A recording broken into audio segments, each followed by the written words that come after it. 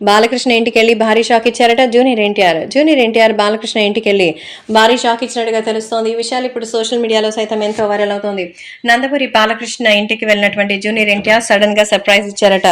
So తన ఇంటికి sudden గా మరి ఎన్టీఆర్ వచ్చేసరికి బాలకృష్ణ ఒక్కసారిగా షాక్ అయిపోయారట. కాకపోతే ఎన్టీఆర్ రాజకీయ ప్రస్తావన గురించి డిస్కస్ చేయడానికి వచ్చినట్టుగా తెలుస్తోంది. సో ఎలాగైనా సరే రాజకీయాల్లోకి తను వస్తానని తెలుగుదేశం పార్టీ ప్రచారం గురించి ఆలోచిద్దామంటూ జూనియర్ ఎన్టీఆర్ బాలకృష్ణ ఇంటికి వచ్చి విషయాన్ని తెలియజేశారట.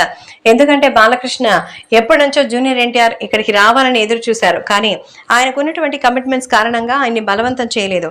సో ఎవరు ఎప్పుడు ఎవరిని ఫోర్స్ చేయరని, వాళ్ళు రావాలనుకుంటే రావచ్చని బాలయ్య చెప్పిన ఆ మాటని పెట్టుకునే ఎన్టీఆర్ ఇప్పుడు వచ్చినట్టుగా తెలుస్తోంది. ఇప్పుడు కూడా ఎన్టీఆర్ ఏం ఫ్రీగా లేరు. కానీ తన అవసరం తెలుగుదేశం పార్టీకి ఉందని గ్రహించినటువంటి ఎన్టీఆర్ వెంటనే వెళ్లి బాలయ్య బాబుతో మాట్లాడారట.